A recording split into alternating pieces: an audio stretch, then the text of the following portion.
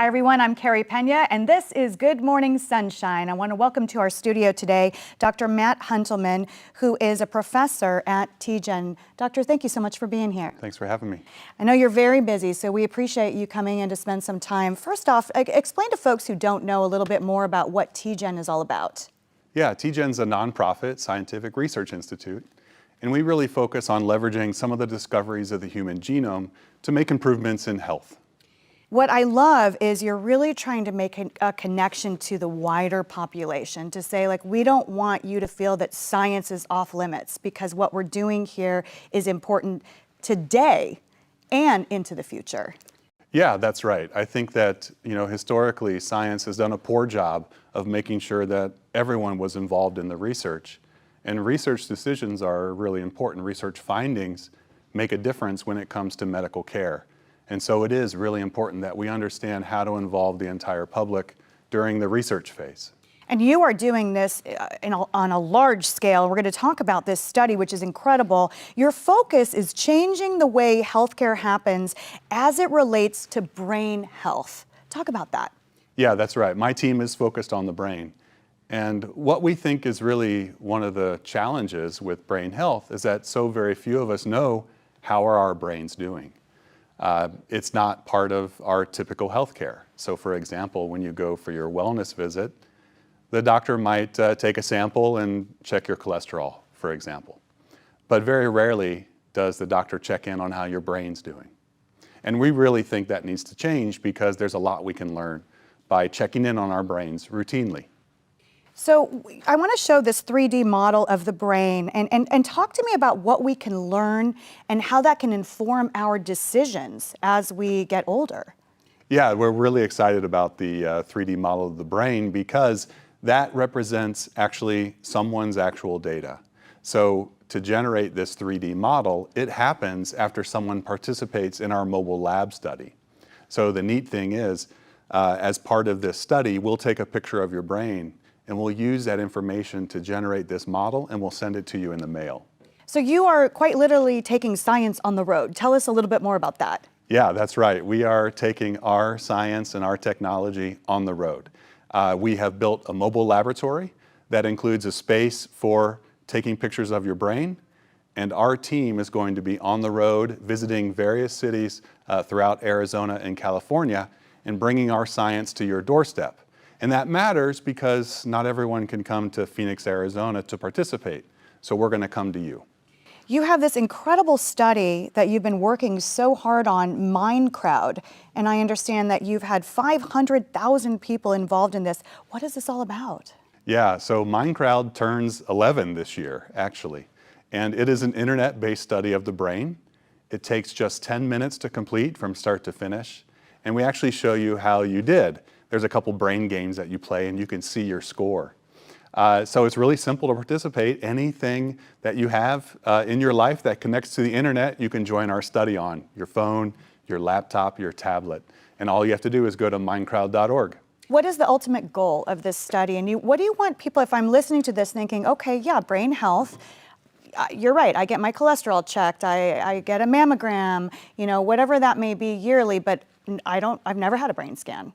So what do you want people to learn from what you're doing? Right. What's really important with the other tests that you mentioned, let's just stick with cholesterol. We understand what the averages look like, what the population averages look like for a cholesterol measurement. We don't have a good sense of that for your brain performance. And that's one of the goals of MindCrowd, is to create this very clear picture of how other people like you perform on a certain brain game. Because then we can start to understand how you're doing compared to other people like you. And that's exactly how we manage cholesterol. We try to understand where you sit with regards to other people, and should we treat it or should we just watch and wait? How could this help us if we have some insight into our brain function as we're getting older? We're sitting here in a room, our crew, we have a lot of folks who are in their 20s and 30s in this room. So is there something you could see even at that age that maybe you could change the trajectory of your brain health? Yeah, that's a great question. And I think sometimes that's part of the fear of this is, well, I don't want to know how my brain's doing because there's nothing I can do. And that's valid to some extent, but I think it's really important that we understand What we want to do is watch how your brain is changing across time. It's not about how you do today, it's about how that changes across time so that we can detect problems earlier.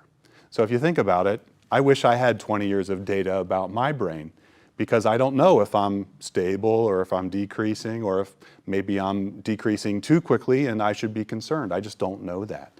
And that's what we feel is missing a little bit from our brain health and the care of our brain by our medical system. I love the work you're doing at TGen, and we actually hosted a special, and you were featured on that special here in this very studio called TGen Talks, and the focus was precision aging. A lot of that has to do with brain health. Folks are living longer, which is great, but not so great if you have a diminished health.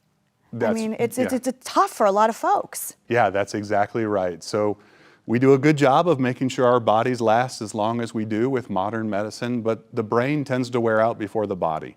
And so what we talked about during that time with TGen Talks was about precision aging and making sure that you're doing exactly what you should today to make sure that your brain ages as best as it can, because we want to shrink that gap between when your brain wears out and when your body wears out. Right now, that's too large. We need to shrink that so that we're living long and we're living healthy. So I'm going to ask you one of those annoying journalist questions that's like oversimplifying everything.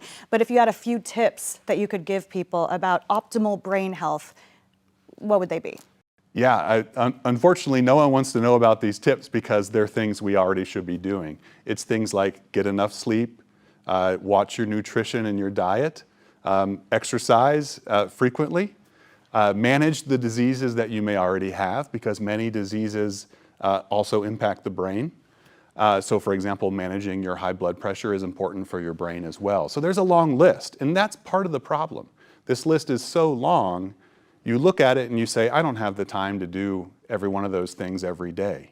And oftentimes you just end up throwing up your hands and saying, okay, I'm just going to go on with my life. But it is important to pay attention to the brain as well as the body. Very, very important to pay attention to the brain. And it's also, we think part of the future is rearranging that list so that you would know personally what should be at the top. And that way you can focus on the one thing that's going to give the most benefit to your brain. So folks who want to find out more about your research and take part in it, MindCrowd.org, ultimately what would you like to see happen with this research? It's a huge body of research you have there. Yeah, well, we want to keep growing it. We know that engaging all segments of the population are really important. And eventually we want to have this make a big impact in your wellness visits, your normal care. We need the brain to be part of that. Well, you know, there's a huge movement right now about focusing on mental health, and this is all part of it. Yeah, so that's right. I think it's a positive trend. Doctor, thank you so very much. Again, MindCrowd.org. You can also check out TGen.org, which is part of City of Hope. You guys are doing incredible work based in Phoenix, but obviously working nationally and internationally with all of your research. We appreciate you. Thank you so much. And thanks so much for watching Good Morning Sunshine. We appreciate all of you. Be sure to like and subscribe.